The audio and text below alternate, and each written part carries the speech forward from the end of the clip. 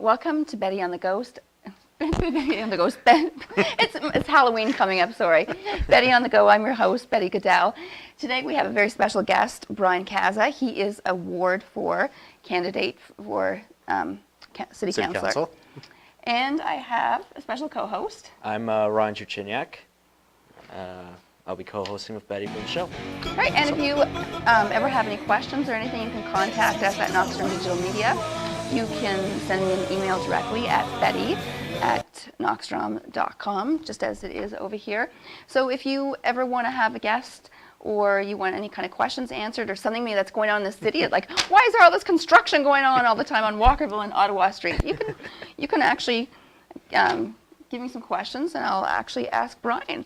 Perfect. What is going on with all this construction constantly? It's great. I mean, we're doing stuff for the city. Exactly. But businesses are The businesses are hurting a little bit because of lack of access, but it's the same things that we've been told that we want to get addressed is infrastructure, sewers, roads. We need to get them done once and for all. We need to get them done right. And so you just do it now, and then you don't have to do it for the next 10 years, hopefully, right? That's what I would love to see. And it's beautification, because along that whole strip of Ottawa Street, they're planting all kinds of flowers and different things, right? Yeah. So, but businesses are still suffering. Is there, you know what they should do is offer tax incentive or some sort of incentive for businesses that they get something back at the end of the year because they had to suffer through this. I can understand that. It's great that they're getting the revitalization done that they need. What we need to do is get these empty storefronts filled up, and that's where I would like to see some incentives to some of these store owners to get some money to put back into the repair of these buildings. I've seen buildings that are on Ottawa Street that have been vacant for over 5 years, and they need some major reconstruction, floors and things like that. I'm not going to rent a retail space if it's going to look terrible. I have to look at the image of my business, so that's why I think a lot of these places are still empty. And once one business starts picking up, then other businesses follow, and people follow, and the street starts getting busier, and it's that whole supply and demand. Right, and that's something we haven't had in a long time, is a lot of traffic and a lot of people on Ottawa Street. It kind of slowed down quite a bit from 20, 30 years ago when I used to go down to Ottawa Street. So we all talk about this should be done, but how, is it possible? How can it be done? We need to get just keep the ball rolling. I mean, out of next year's budget, I looked, 40 out of $55 million budget is allocated towards roads and sewers. So that's a great start. And then, we'll just have to keep, trying to increase that amount of budget every year to finally get things done. I mean, nothing will ever be completely done at one time. But, if we can try to stay ahead of the game, that's the ball. You know what? I'm just going to make one more point. Yeah. Sometimes I don't know who allocates the money that the city has, but even on a smaller scale, the skating rink that was supposed to be at Clark Square, they tore up the skating rink, so the kids didn't have any skating that whole season. So they put $60,000 of plastic down and then realized when they skated on it, oh my gosh, it's dangerous. Well, wouldn't you test it out before spending that amount of money? You would think that would be the logical step. Yeah, exactly. Wouldn't you test out the great big water park?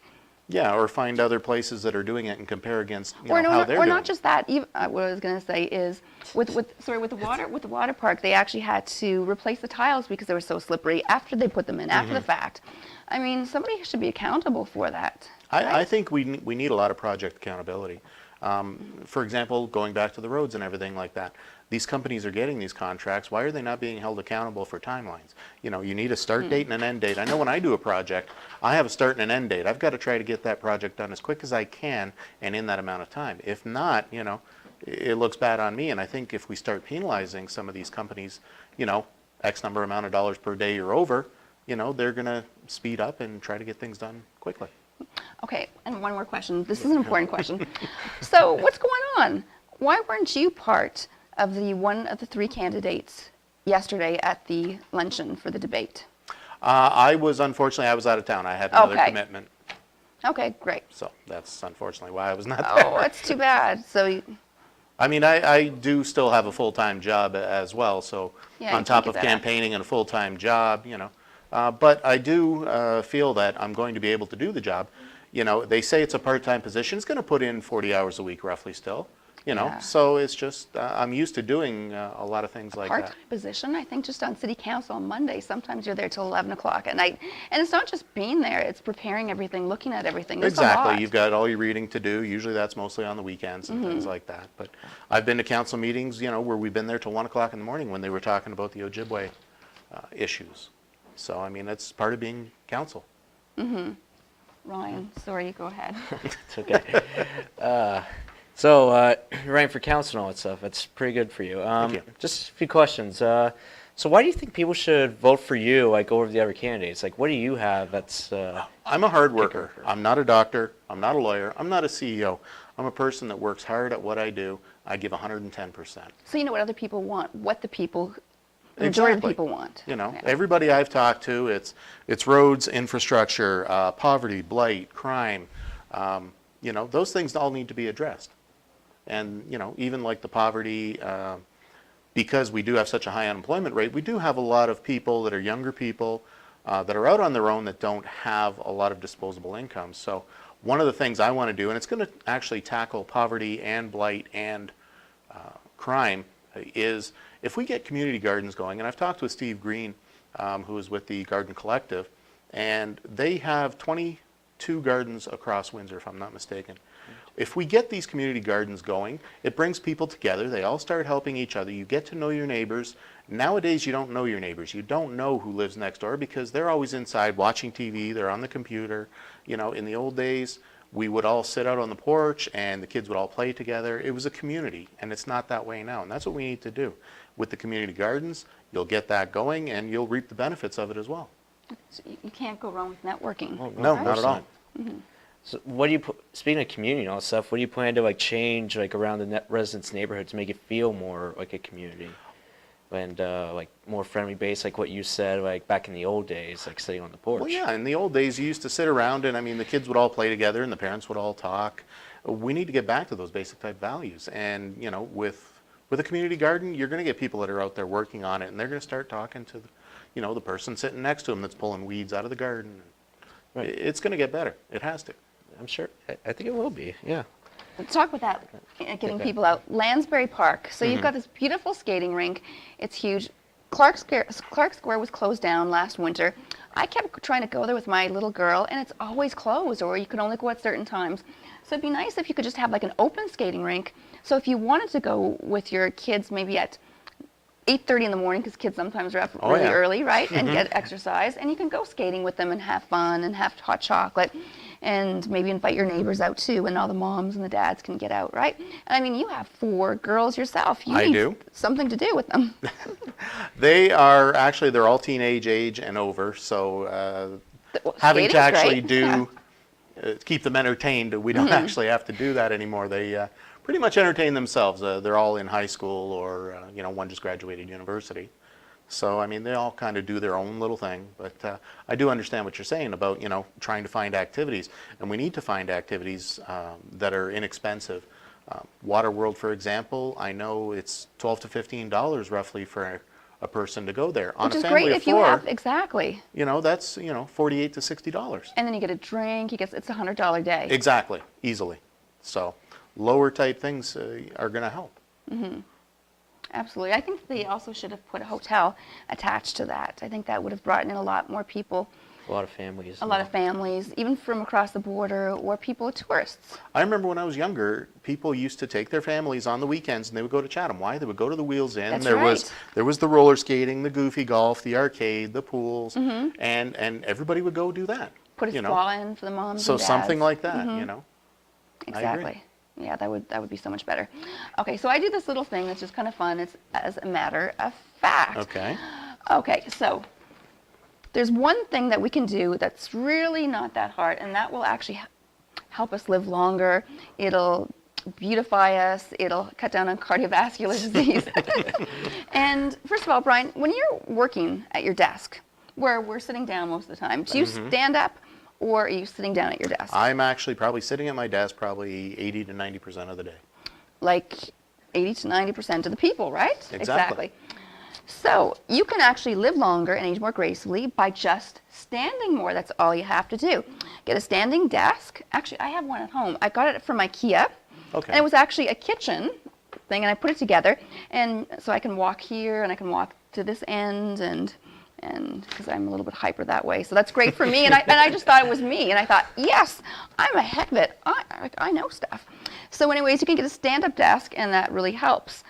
It says that sitting is the most common activity that we do, and even exercise buffs usually sit 8 hours a day.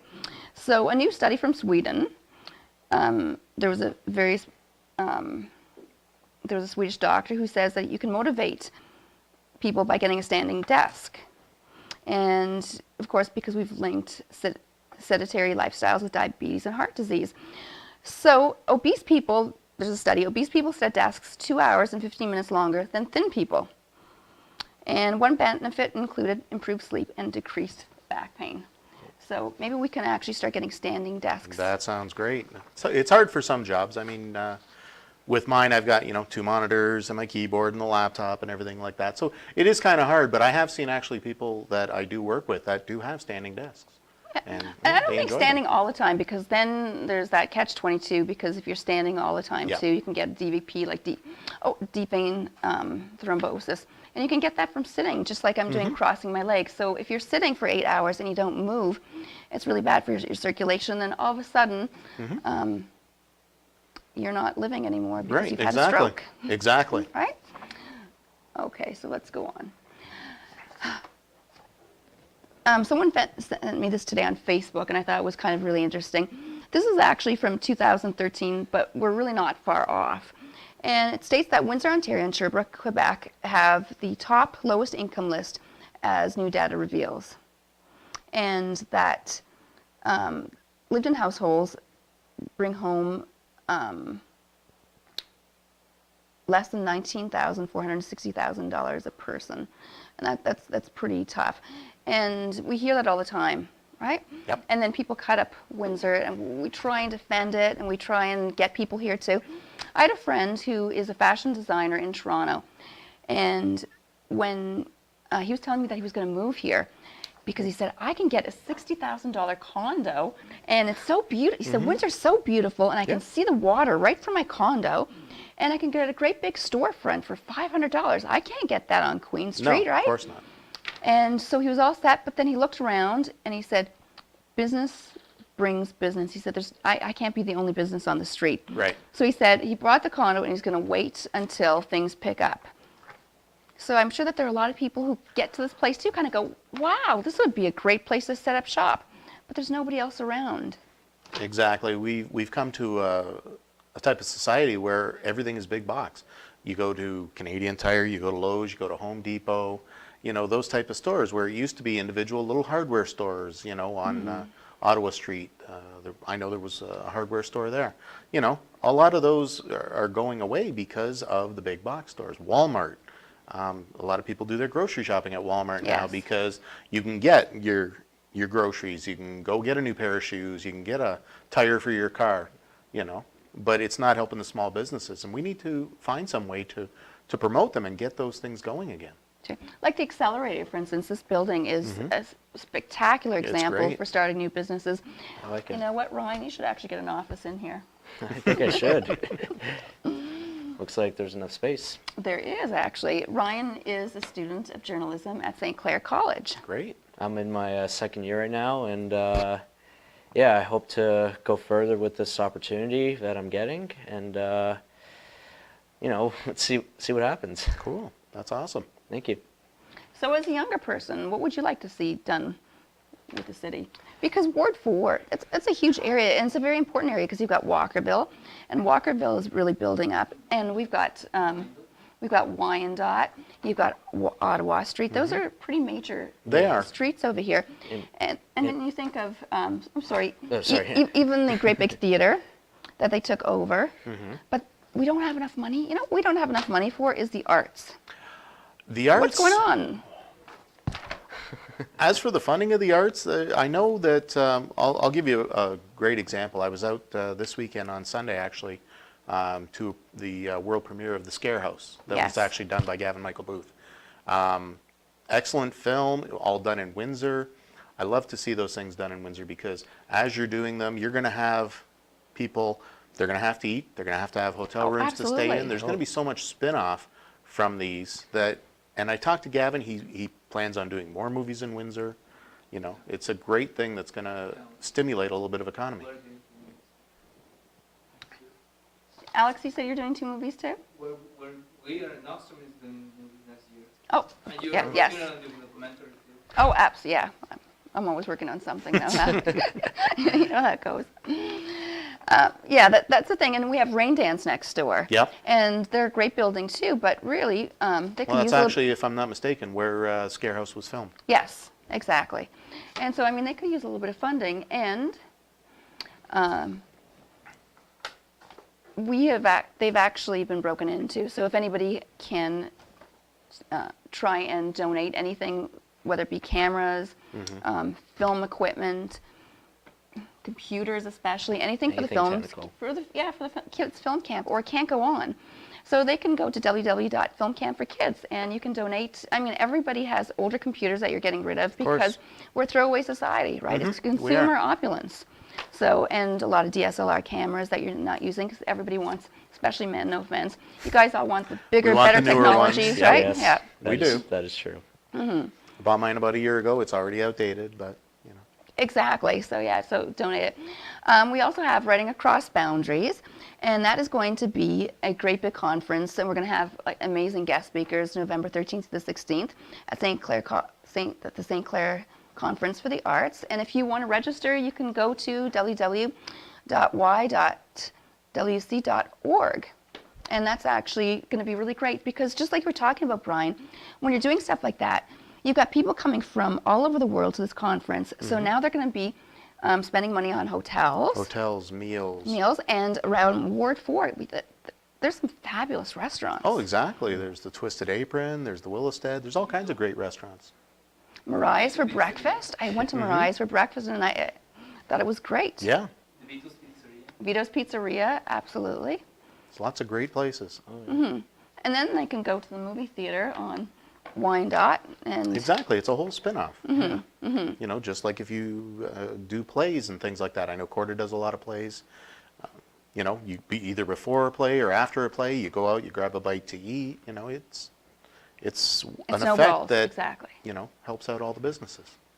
So how do you think that we should get more art funding? How can we get more art funding? And It would be nice to see if there would be something that the city could set up as a, you know, kind of an incentive to try to get more filmmakers here. I know we've got the Windsor International Film Festival. which is That's- coming up. yeah, It's that's coming. fantastic. That is That's coming right. up. Very excited You for know, that. if we can get more recognition, I think we're going to get other people to come down, especially with the waterfront. You know, it's a beautiful waterfront. I'm sure they could use that landscape for some good backdrops for movies and things like that. Waterfront would be perfect for Exactly. film movies, like Skyline and all that stuff. Like it's We've got the wonderful. best of both worlds. We've got Detroit and Windsor. Exactly. It's the busiest border crossing, is. right?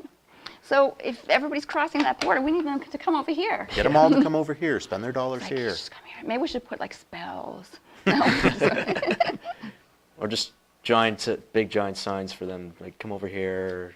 We got good stuff. Exactly. Go back to the question to him about what he thinks wants to do with the city. So what would you like to do with the city? What would I like to see? Exactly. You're a young enough coming guy. Well, as a young coming guy, City of Windsor is a pretty good. It's a pretty good place to like settle down and stuff because like kids now these days like they're trying to get jobs and all that stuff, right? And like you talked about how like we need to get more jobs out there, we Right. need to advertise and all that stuff. That'd be perfect for a young audience or young like people who are just coming out of high school and are looking for work or just got out of college looking for like a I don't know medical career or something like that. Like bringing more jobs into that. Like I think a lot of like kids from I don't know people in Toronto who can't afford it and want to come down here. Somebody's cheap because like Exactly. Windsor is known for like having like really good houses and cheap houses down here, and for people from like out of town and stuff, that'd be perfect for them. Exactly. I mean, they could come down here and buy a house for half, if not a quarter, of what you would pay in Toronto or, Oh, for you know, sure. the outskirts of Toronto. Yeah, And have more time with your family and your friends and just life. Yep. Plus like some activities down here. Like I don't know, what do kids like to do? Like, Apple picking. yeah. There's these things. Apple picking. There's Boo. There's oh my. We have tons of stuff actually over here. Exactly. There's a festival every single solitary Exactly. weekend. There's a lot of them that go through in the Oh, summer. and there's a big street fest on Wyandotte in Walkerville this weekend. Yes. On Friday, right? So there's a Yeah, great big yard street sale. fest. That's right. So that brings a lot of people in, and they always It have does. stuff for the kids. It's great. It does. I mean, they've had Mm-hmm. so many festivals. I mean, all through the county. You've got, the Ruthven Apple Festival, and Essex has theirs, and Leamington has their Tomato Festival. There's all kinds of things going on all over the county, all the time. And Ward 4 is one of those areas, almost like what they do in Toronto, is they try and revamp that area, and they're doing it. Yeah, they're Right. getting the streets up to snuff, which is great. Once we get those done, focus on smaller streets, and I want to see the focus on the sewer systems, because there are a lot of sewer systems that are old and aging. To me, what we need to do is get the major ones done first, and then prioritize, oldest to newest to try to get some. I know there's some on Princess Avenue. I remember some people bringing it up to City Council that their sewers were 80 years old. Oh. Eighty. 80 years old. I mean, that's ridiculous. They need to be done. So let's get them done. Well, it'd be nice once you're in there so you can have a say in allocating funds Exactly. and prioritize the things that really need to get done, right? Yes. Yeah, that'd be great once I get in there. What's priority number one? Actually, what's priority? Priority number one. Infrastructure has to be. Infrastructure, promoting small businesses is my second. Oh, small businesses really. We need yeah. to promote them. We need to get these small businesses, I'd like to see them also promoting living wages, not just a minimum wage. Because, even if you have, I went to a seminar with Pathway to Potential, and they said if you have 2 people working full-time at a minimum wage job, you're still under the poverty line. Yes, absolutely. So we need to get that addressed. And, and still paying for childcare. Exactly. I mean, a living wage is completely different from a minimum wage. To me, a minimum wage was put in more for students and temporary employees, not for stores to go along and just say, well, that's the bare minimum, that's all I'm going to pay them. There's a lot of places also that only hire part-time. Why? Because they hire part-time so that they don't have to pay benefits and things like that. So now, if you don't pay benefits, the employee has to take that on themselves and pay the benefits Huge. off of their paycheck. And a lot of them need to have a minimum, sometimes 20 hours a week for a year, and sometimes they don't even get 20 hours a week. It's so true. People are taking 2 to 3 jobs just to make ends meet, especially single mothers. Seen a lot of that. Exactly. So, if you started a business, If I started a business, What kind of business would you start what kind of business? in Windsor? are you staying in Windsor, by the way? Well, if I were to open a business in Windsor, A newspaper, a magazine. newspaper, magazine, maybe like I don't know what TSN does, maybe a sports kind of commentary kind of thing, because I know like we're known for Spitfires, the Express, Yep. and like the college university sports, like something like along there just for Windsor sports. That would be a good thing to like start up and like I don't know, have like a talk show or like I don't know what they do on TSN, just like in between plays and all that stuff, like if it's being filmed. Right. That'd be quite an opportunity for if I started a business. There's a lot of opportunity. I mean, for I know there's like windsrite.ca and thesquare.ca, online type newspapers that are, very minimalistic to start up, because you don't need much funding, and then you could expand from there. And a lot of vacant buildings. Exactly. So, just going to highlight this. This is the Colors of Courage. This is put on by in honor of the ones that we love. And it's a fashion show that's going to be happening Sunday, November 2nd, 2014. I'm actually going to be in the fashion show doing great. yoga Wow. wear because I'm a yogi. Right? And Tina Imparelli, she has funded in honor of the ones we love, I think 17 or 18 years ago, and it's grown and grown and grown. She does a Wow. lot of really great things. So if anybody does want to purchase tickets, I do have 10 tickets that you can email me to purchase or get in touch with me, Betty on the Go. You can go directly to my email at bettyg@knockstrom.com, or just like me on Facebook and send me a message on Facebook. You can do that too. So Brian, what is the first thing that you're going to do when you get in? First thing I'm going to do when I get in is going to be I'd love to have a meeting with my constituents at that point to find out from everybody what they want, what they need. And I want to do this, that's one of the things that I plan to do, is meetings several times a year to give you an update on what's going on in the ward, to find out your concerns and then be able to bring them back to City Council to get them addressed. It's a pretty good idea. It's the best thing to do. You're working for the people, so you've got to get their input. Oh yeah, absolutely. I can agree with you on that. And don't forget to watch the Convergence Report with Michael Thomas, Jock Talk with Brett Hedges, and Beyond Incredible with Ash Nicole.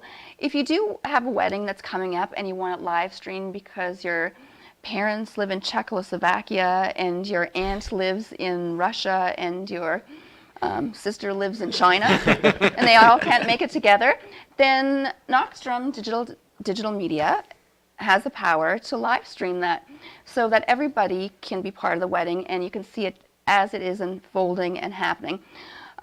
Also for things like funerals, because funerals happen very quickly and we can't be there right away. So live streaming is another way that you can be part of it and have a page and pay your respects as well. So don't forget to look at our website, knockstromdigitalmedia.com, for more information.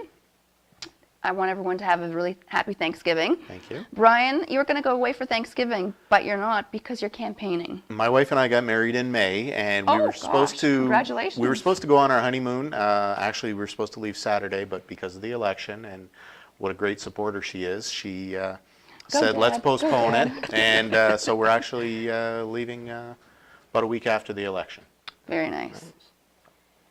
And your kids, your daughters, are they actually helping you with the campaign? They're great school projects to... They have. I've had a couple of them that have been able to. Some of them, they're just swamped, so they don't always have a lot of time. But I've had a couple of them actually come out and help me canvass, getting flyers out to the door, and it's a great help.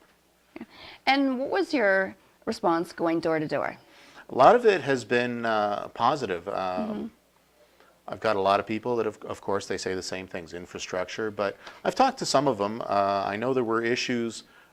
There's a group that's concerned with how Ouellette Park is being treated, that they didn't put paver stones back in and that they asphalted the paths. But everybody I've talked to so far have just enjoyed the park since they've done it. That's so minimal, really. They've put the paths in. We got a lot of people using it, bike riding, rollerblading. I know a lot of people with disabilities. I'm sure they're finding it a lot easier to get around the park. I talked to one man on Chilver. He had a great view of the park, and I asked him, and he said he's never seen so much use in it. So to me, it's a park for everybody to use, and I think it should be accessible by all. It's true. Yeah. I just wanted to highlight one thing. I know this is kind of controversial. Okay, so there's the bike path on Riverside Drive that they want to erect right in front of the Rodzic's residence. And they're saying, we don't want that because, you know what? We really don't care about bikers. And we just care about that we won't have as much car space, and it'll kind of, people will be going by our house all the time. How can somebody have so much power? How can the city not override that? I mean, we do need bike paths for the safety. We do. It's a lot better right? to get around. I mean, it's healthier. It's going to reduce the. And it's safe because people are still going to be bike riding regardless, and we do need bike lanes. Exactly. I mean, there's the Windsor Loop that they're looking at finishing up. There's a great potential with the bike paths for health reasons. Smog and emissions going to be reduced. People driving less cars. Exactly, and I think he gives a lot of money to the city. Kudos to him as well, but it is selfish not to allow that, really. A little bit. Yeah. Now, we need the bike paths. I do believe they are a great asset to the city. It's part of the infrastructure, just like sidewalks and sewers and roads.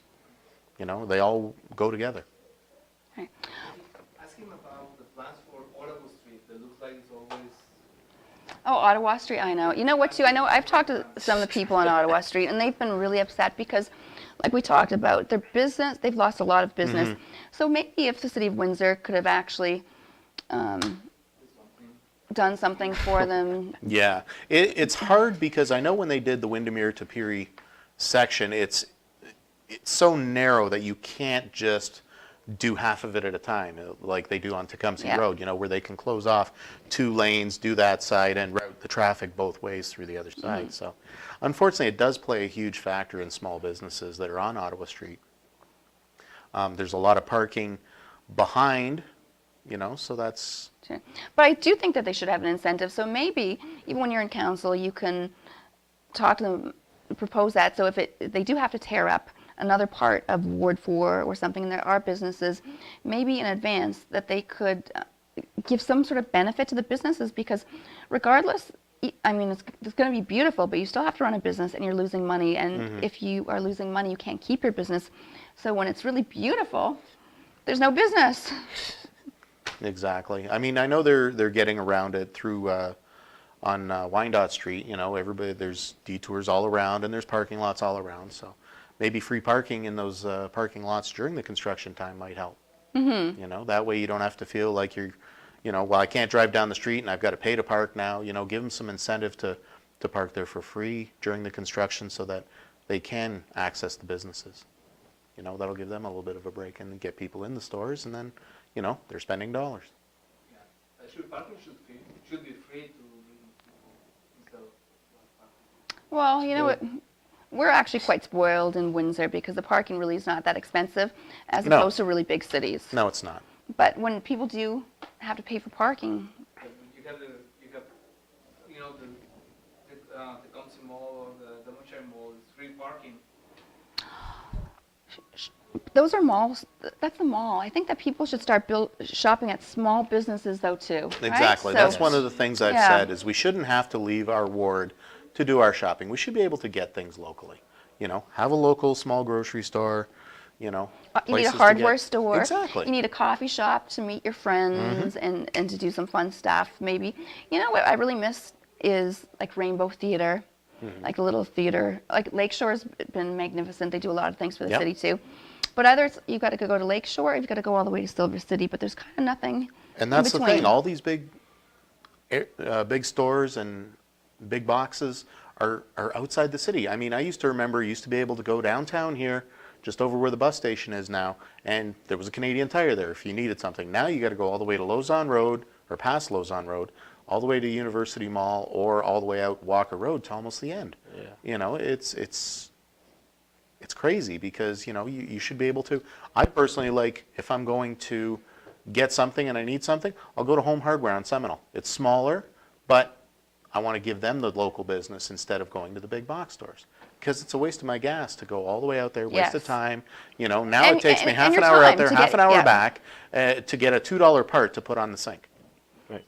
And then it takes you so much longer to go in to find everything because the aisles are so Exactly. There's like huge, 50 right? aisles in Home So it takes you an Depot. hour. So yeah, you go into a smaller place and you just ask the person. And Exactly. you kind of go and you get it. And I find they're a lot more friendly. You walk into that Home Hardware on Seminole and they're like, well, is there anything you're looking for? Can I help you?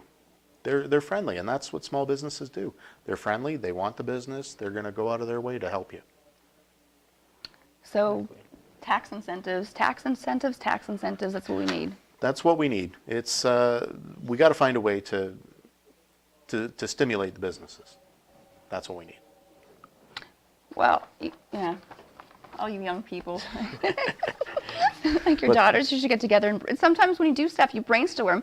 Like even do something in a high school where there's a competition, or at university or a college, and maybe you build like a little city or a little infrastructure, and you do something and you allocate someone to be the mayor of it, Right. and you have all the counselors for different wards, and you kind of do a mock little city for businesses, and everybody comes up with their ideas and say, well, I would Exactly. do this and this and this and that. And, Yeah, that's a great idea. yeah. And then sometimes you do get an idea out of that, and then maybe the person who actually wins the idea wins, I don't know, Some type of prize. Some Some yeah, like that. exactly. Some sort of prize, maybe something for school, maybe a scholarship, right? Mm-hmm. Scholarships are always welcome by parents. School is so expensive. And then it gives the incentive to go on. And if there's a project, then it entices kids to want to do stuff and to get some sort of notoriety. And it for gives ideas to the people that are running the city. That's Exactly. the thing. We need, we need fresh ideas. That's why I think that it's great that we're going to have turnaround, 4 new councillors coming into wards 1 through 4. It's going to stimulate things. It's going to stir it up. We're going to get fresh ideas, fresh minds in there.